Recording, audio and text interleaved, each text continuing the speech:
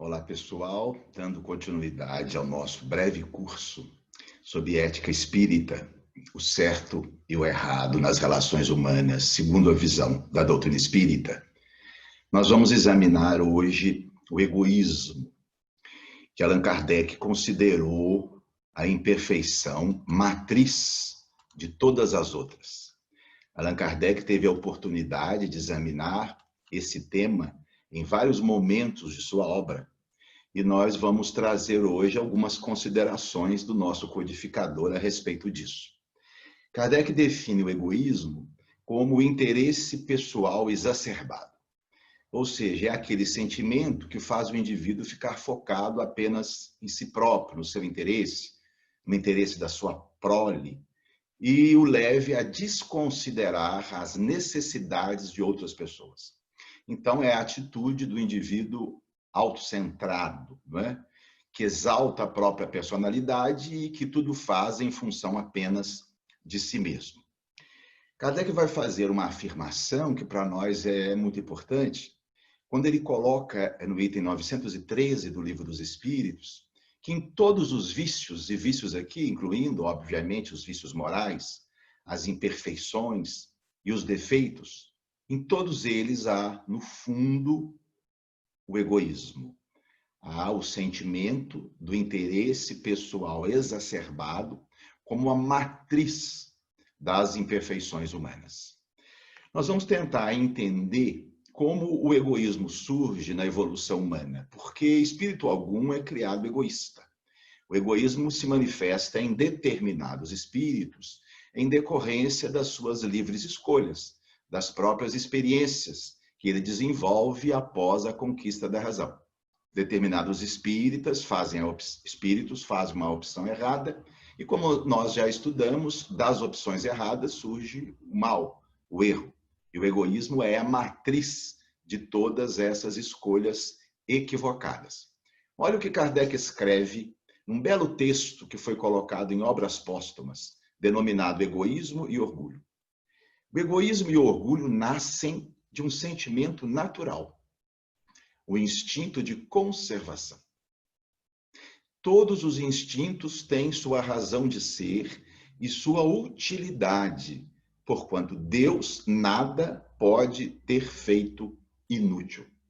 Então, o egoísmo, na verdade, ele é uma transformação, é uma elaboração negativa, um exagero, um excesso de algo que é útil e que permitiu e ainda permite a nossa sobrevivência, que Allan Kardec chamou de instinto de conservação.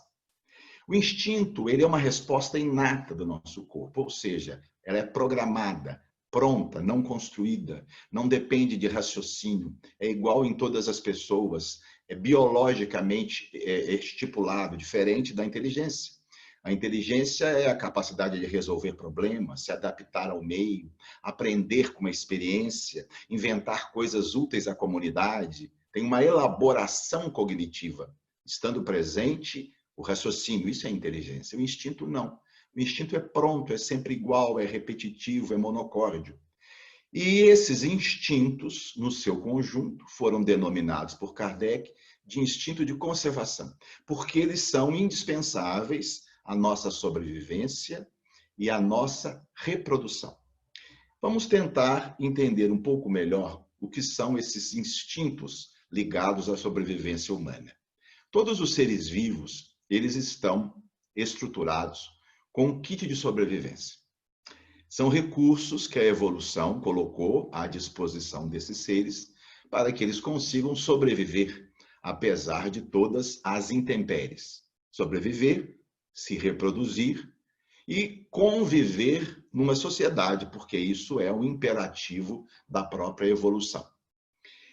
Um instinto de conservação, um mecanismo dos mais simples, que a gente pode dizer que ele é físico-químico, é pouco elaborado, que já é encontrado em seres vivos muito mais simples, são instintos que respondem de uma forma mecânica, pouco elaborada, que não depende do cérebro, mas que é uma resposta protetora. Vejamos um exemplo, o calo. Quando nós temos uma malformação qualquer anatômica nos nossos pés, e começamos a usá-los muito, caminhando muito, andando, correndo, praticando esportes, naturalmente surge o calo. O que é o calo? É um aumento das células naquele local. Há uma proliferação da pele. O calo surge como um mecanismo de defesa. Se o nosso corpo não fosse capaz de construir um calo ali, formaria uma úlcera, essa úlcera ia pegando tecidos profundos até destruir o osso. Uma roda, um pneu de um carro, não tem esse mecanismo de defesa. Se o carro anda muito, o que acontece com o pneu? Ele vai se gastando e fica careca. Os nossos pés não ficam carecas, ficam grossos. Esse é um mecanismo de defesa muito primitivo. Um outro mecanismo de defesa, ligado também ao instinto de conservação, é a dor. A dor é fundamental para a nossa sobrevivência. Claro que ninguém gosta de sentir dor. Mas as pessoas que não sentem dor, existe uma doença que faz isso, elas morrem antes de atingir a idade adulta. Porque a dor chama a nossa atenção para algo que está errado e, a partir daí, tomamos as devidas providências. No instinto de conservação também nós vamos encontrar impulsos e motivações que nos levam a desenvolver alguma coisa que vai considerar as nossas necessidades, as nossas carências. A fome, a sede, o interesse sexual, a necessidade de segurança, de aprovação por um grupo, são instintos e motivações necessárias à sobrevivência humana. E, finalmente, uma resposta de proteção mais elaborada, que são as emoções. Essas surgiram evolutivamente mais próximas de nós. Já ali nos répteis começamos algumas respostas emotivas, evoluiu nos mamíferos e chegando ao homem na sua plenitude, dentro do que a gente entende como plenitude. Emoções são respostas do nosso corpo a determinadas situações que colocam em risco a nossa sobrevivência e a nossa interação com uma comunidade. Todas as emoções são boas. Elas evoluíram em nosso benefício. A gente costuma separar as emoções positivas das emoções negativas. Emoção positiva no sentido de nos dar o prazer, de aumentar o nosso bem-estar, como a alegria, por exemplo, a gratidão. Emoção negativa porque nos causa um desprazer, a raiva, a tristeza, o nojo. Mas, na verdade, todas as emoções são positivas, porque são boas. Evoluíram em nosso benefício. Se a gente pegar, por exemplo, a emoção da raiva, fundamental à nossa sobrevivência. A emoção da raiva equipara o nosso corpo para um mecanismo de luta ou fuga. Ele dá recursos ao nosso organismo de enfrentarmos algo que coloque em risco a nossa sobrevivência. Se o adversário é menor do que nós partimos para a briga. Se é maior, nós saímos correndo. Independente de brigarmos ou fugirmos, o nosso corpo, ele foi estruturado para essa resposta. A raiva, então, é uma emoção necessária. Não estamos falando de raivosidade. Odiosidade, que é uma raiva mantida. Isso é mágoa. Ódio não tem nada a ver com o mecanismo de defesa. A raiva é aquela resposta automática de curta duração e que, obviamente, deve ser trabalhada da melhor forma possível. Uma outra emoção é o medo, fundamental para a nossa sobrevivência. Já nos macaquinhos já estava bem estabelecido, até mesmo em animais inferiores filogeneticamente. O macaquinho, quando via uma cobra, entrava em pânico. E com isso ele fazia o quê? Subia para os galhos mais altos. E assim ele se furtava àquele predador. O medo, então, é uma emoção positiva, como todas as outras. A tristeza é uma emoção que funciona como um pedido de socorro. Como nós vivemos em uma sociedade, nós dependemos muito um dos outros. E foi essa dependência recíproca e essa capacidade de cooperar uns com os outros que permitiu que a nossa espécie chegasse aonde chegamos. Porque, do ponto de vista anatômico, a espécie Homo sapiens é um fiasco. Nós corremos mal, nós saltamos mal, nós não temos unhas potentes para o ataque, não temos dentes poderosos para a defesa. A nossa infância é a mais frágil do reino animal e, no entanto, nós somos hoje a espécie mais bem-sucedida do planeta. 7,4 bilhões de indivíduos que vivem em todos os ecossistemas da Terra. Nós só conseguimos essa vitória evolutiva porque nós aprendemos a colaborar. sermos úteis uns com os outros. A tristeza é uma emoção que pede socorro, que manda recado, vem para cá, cuida de mim, estou precisando. Uma outra emoção fundamental na nossa sobrevivência é o nojo. O nojo permitiu com que nós nos afastássemos de alimentos que poderiam nos prejudicar. Ainda hoje, quando a gente vê uma coisa desagradável, não é? Um alimento podre, ou uma excreção humana que tem um odor ruim, a gente tem esse asco, essa emoção do nojo em nosso próprio benefício. O ciúme, embora muita gente não saiba, é uma emoção, ele é positivo. Ele evoluiu em nosso benefício. O ciúme é a emoção que faz com que a gente cuide da gente e cuide do parceiro, e cuide do nosso relacionamento. O ciúme foi fundamental na sobrevivência da espécie humana, que é uma espécie que tende à monogamia. A monogamia entre os mamíferos é rara, menos de 3% das espécies são monogâmicas. A espécie Homo sapiens é uma das espécies que tende, embora não seja totalmente monogâmica, mas tende à monogamia. E nós evoluímos a partir de primatas à semelhança dos chimpanzés, que são altamente promíscuos sexualmente. Nós precisávamos de uma relação monogâmica naquele início, naqueles primórdios, ainda na pré-história, para constituir uma família e cuidar do bebê. Imagine numa época em que nós vivíamos apenas da caça, da pesca e da colheita. Nós ainda não havíamos inventado a agricultura, nem a pecuária. Seria necessário pelo menos 2 indivíduos para cuidar de um bebê. A mãe que ficava ali amamentando, cuidando de suas necessidades, e o pai que ia à luta para buscar o alimento. Então, a monogamia ela surgiu nesse momento para permitir que, com a constituição da família, os bebês pudessem sobreviver. O macho teria uma fêmea disponível para ele, e a fêmea teria um macho para ajudar no sustento do seu filho. As coisas funcionavam assim. É claro que tudo mudou, mas na época da pré-história era assim. Então, nós precisamos naquele momento, desenvolver as relações monogâmicas. E várias coisas aconteceram nesse período para facilitar tudo isso. O ciúme foi uma emoção que evoluiu aí. Através do ciúme, eu cuido da minha relação. Eu afasto os possíveis rivais. Portanto, o ciúme, como emoção, não como paixão, como emoção, é uma coisa boa.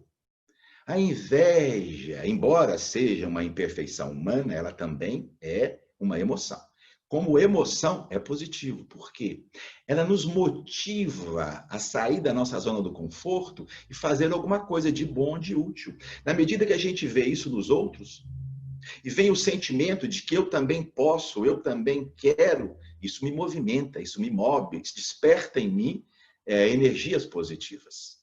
A vergonha e a culpa, emoções sociais que evoluíram para dizer para nós que nós não estamos indo bem. São respostas da nossa consciência a uma atitude equivocada. A vergonha nos indispõe com os outros e a culpa nos indispõe com a nossa própria consciência. A indignação, uma emoção fundamental para que a gente afaste os trapaceiros, para que a gente coíba a ação do bandido, dos ladrões, dos preguiçosos. Se nós simplesmente fechássemos os olhos a todo o mal que existe na sociedade, esse mal dominaria a comunidade, a nossa comunidade implodiria. Então, a emoção da indignação é o basta. Não, você não pode fazer isso. É uma reação da própria sociedade, do indivíduo, às coisas erradas que vêm lá de fora. Portanto, todas as emoções são boas. Aí vem o problema fundamental, o excesso, o exagero. Olha o que Allan Kardec escreve ainda nesse texto de Obras Póstumas. O homem se fez egoísta e orgulhoso, exagerando o instinto que Deus lhe outorgou para a sua conservação. Contido em justos limites, o instinto de conservação é bom em si mesmo. A exageração é que o torna mau e pernicioso. As nossas imperfeições não são sentimentos novos que nós criamos para ter prazer. Não. são exageros de sentimentos, de necessidades naturais que nós estamos desvirtuando do bom caminho, na ânsia de ter mais prazer, de gozar mais e de usufruir mais. Então é necessário que nós tenhamos em mente essa ideia. O problema não está no sentimento em si, está no seu uso descabido. Olha esses dois pensamentos de Allan Kardec.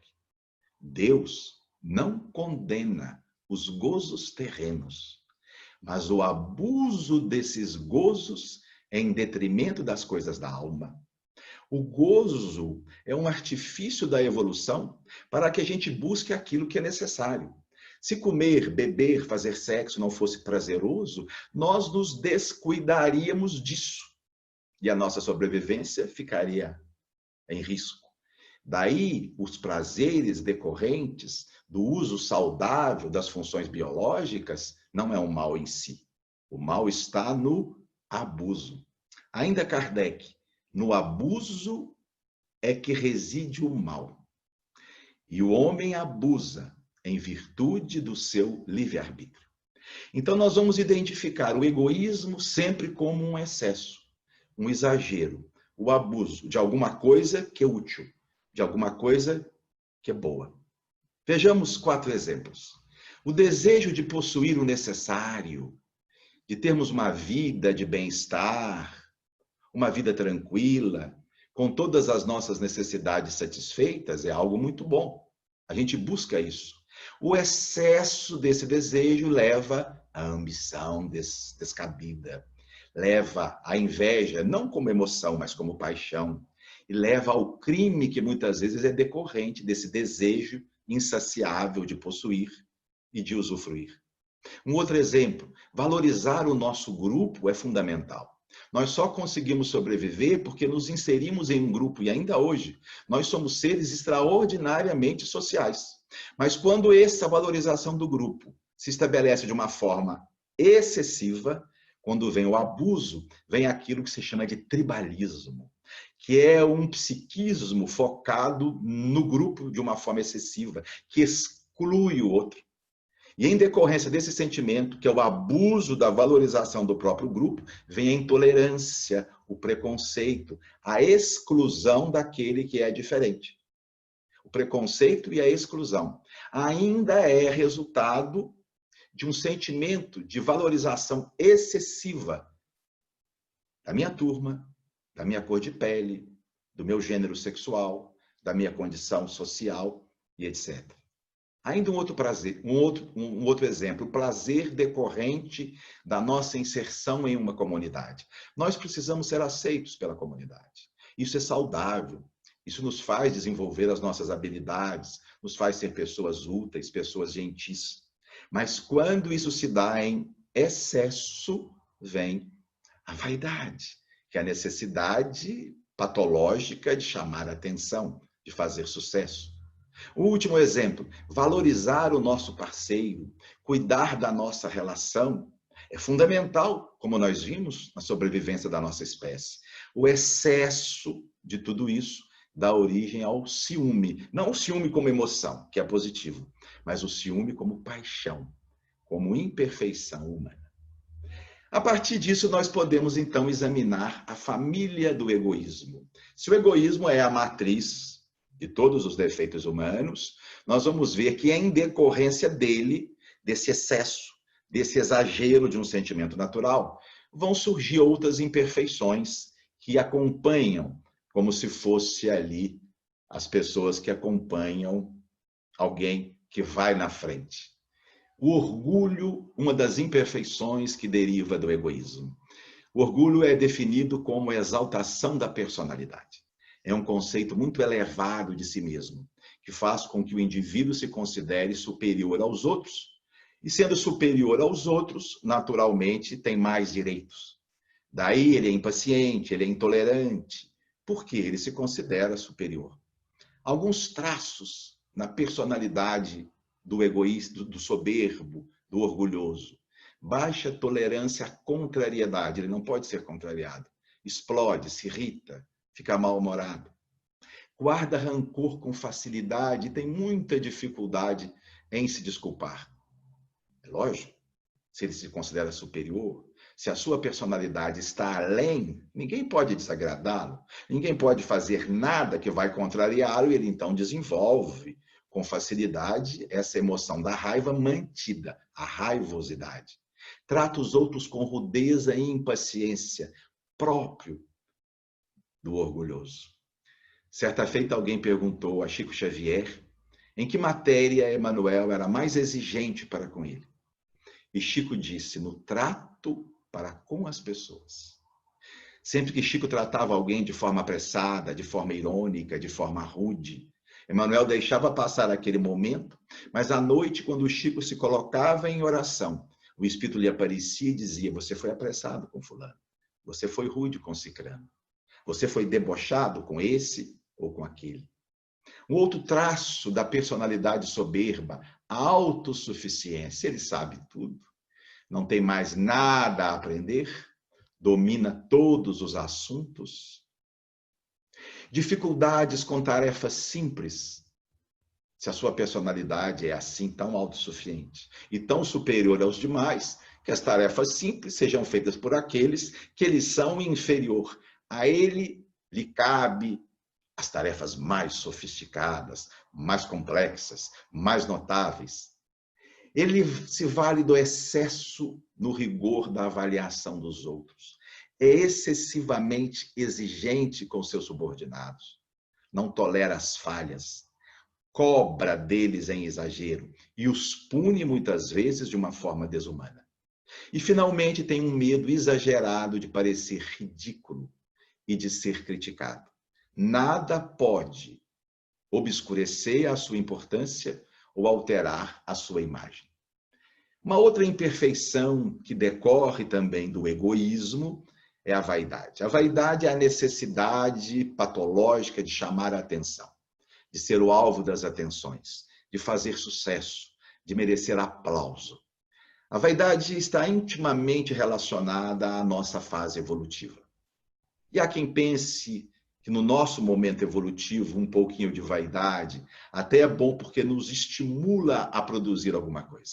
Mas a vaidade está presente em muitos atos humanos. Um garotinho que ganha uma corrente de ouro, coloca ao pescoço e sai mostrando para todo mundo na casa, é vaidade. O adolescente que pega o automóvel novo do pai e sai passeando no bairro, procurando verificar a reação das pessoas, é vaidade. Se eu faço um bolo, ofereço aos amigos e ninguém comenta nada, eu então pergunto, e aí, gostaram? É vaidade. Até mesmo quando eu digo, eu não sou vaidoso, estou dando demonstração de vaidade. A vaidade de não ser vaidoso. Como aquelas duas amiguinhas que conversavam e uma delas disse assim, eu li na revista que o psicólogo disse que toda moça bonita é convencida. E a outra, discordo. Eu não sou nem pouco convencida. Alguns traços na personalidade do vaidoso. Falar excessivamente de si mesmo, ou de seus filhos, de suas conquistas, ou até mesmo dos seus problemas. Dar muito valor à opinião dos outros. Estar sempre preocupado com o que vão pensar, o que vão falar a seu respeito.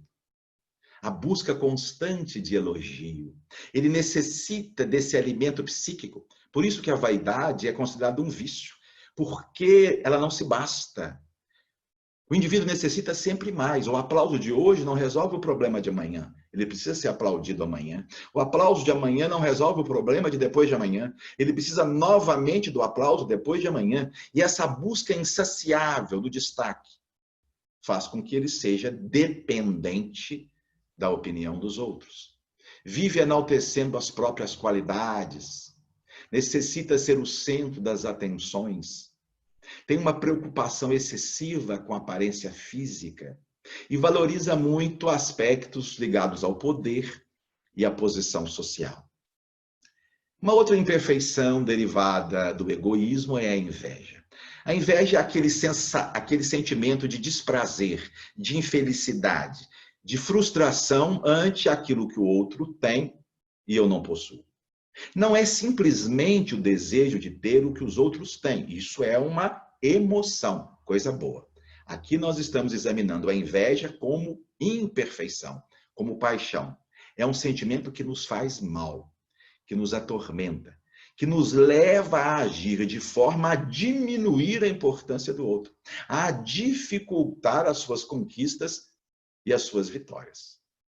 Alguns traços na personalidade do invejoso: cobiça, tormento e má vontade, dirigida a alguém que tem algo que lhe falta.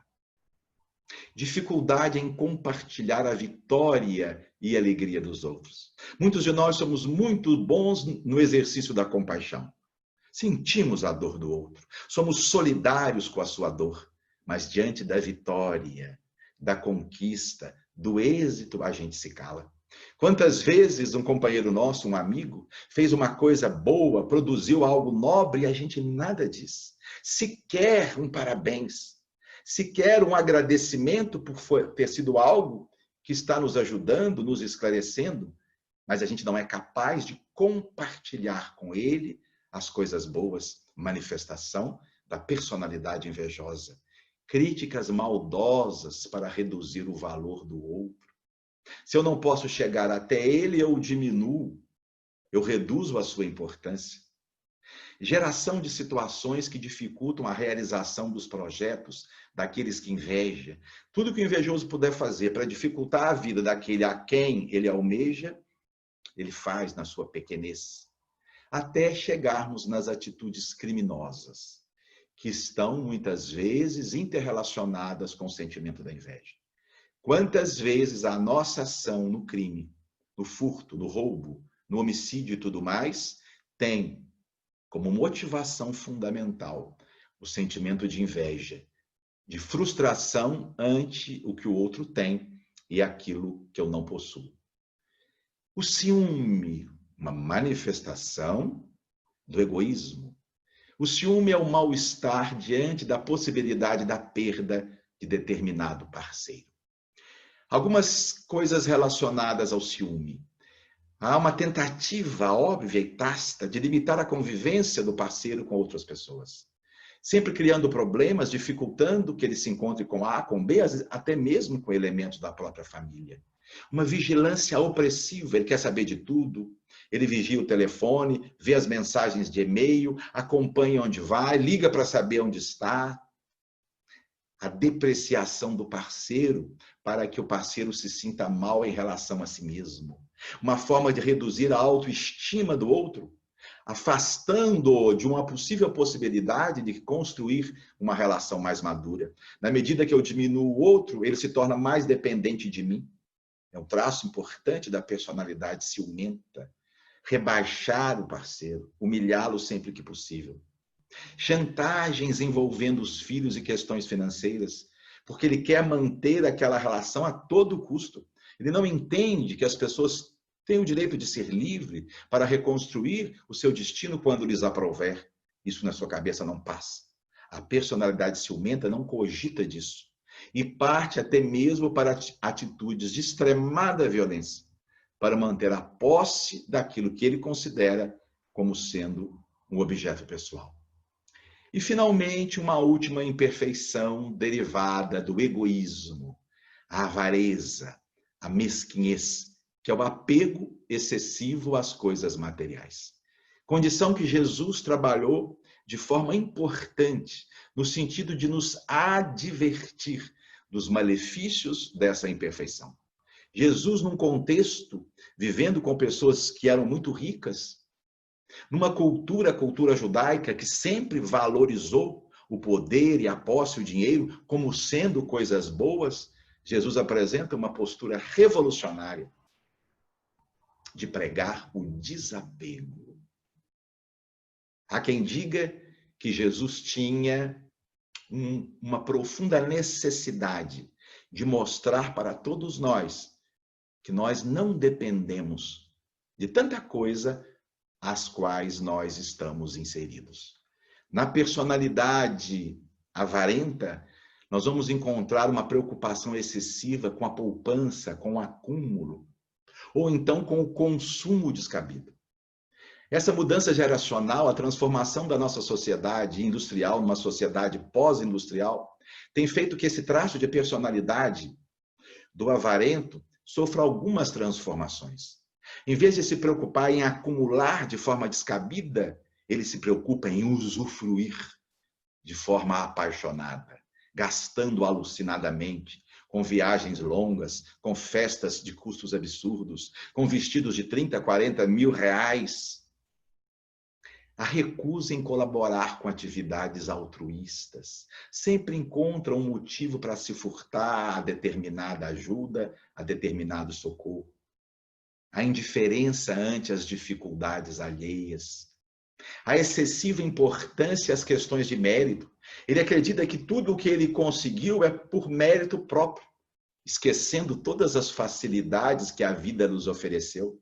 Porque a questão de mérito, enquanto encarnados, ela é sempre relativa.